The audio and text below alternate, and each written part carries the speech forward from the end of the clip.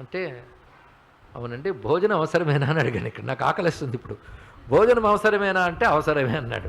భోజనం మోక్షం ఇస్తుందా? ఇవ్వదు. కానీ భోజనం చేసి నువ్వు బ్రతికితే మోక్షం కోసం ధ్యానం సాధన చేయడానికి ఉంటుంది. అవునా లేదు ఇక్కడ? కనుక ఇప్పుడు శరీరం నడవడానికి నాకు భోజనమే అవసరము. ఇప్పుడు పరమ విద్య ఏమిటి? భోజనమే, మరొకటి కాదు కదా.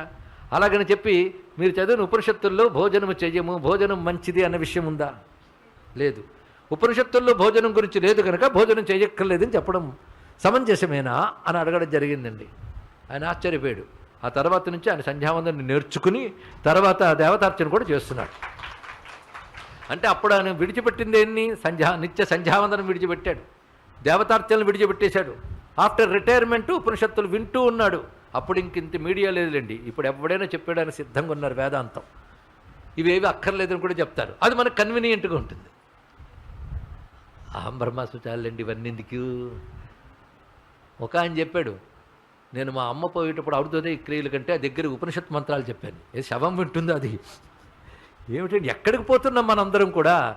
అందుకే సంప్రదాయం అనేది లేకపోతే ఎంత ప్రమాదమో చూడండి. శంకరులు కర్మలు అక్కర్లేదన్నారా? ఇది కూడా తెలుసుకోవాలి.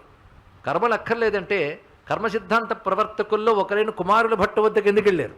ఆయన జీవితంలోంచి సమన్వయం చెప్పాలన్న ప్రయత్నం మరొకటి కాదు.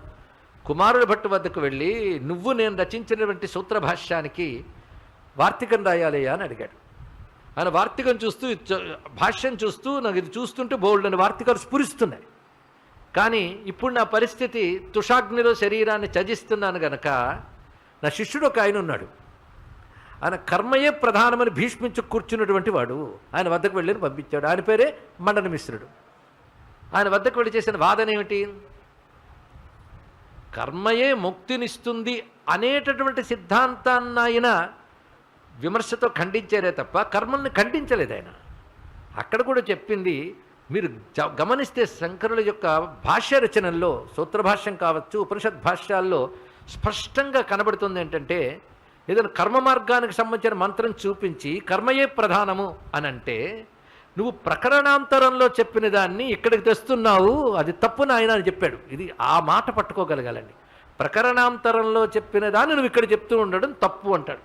మీరు మండన మిశ్రుడు శంకరుల భాష్యం మీరు చూస్తే వాళ్ళిద్దరు వాదన విద్యారుల వారు చాలా బాగా రాశారు శ్లోకాల్లో. అక్కడ అవి రాసినప్పుడు ఆయన అందరూ స్పష్టంగా అక్కడ చూపిస్తారు ఈ మాటని. నువ్వు ప్రకరణాంతర వాక్యాలు చెప్తున్నావు. మనోబ్రహ్మేత్యుపాసీత అనే మాట ఉన్నది. మనోబ్రహ్మేత్యుపాసీత అని కనపడుతున్నప్పుడు మనస్సునే బ్రహ్మమని ఉపాసించు అని ఒక మాట ఉన్నది.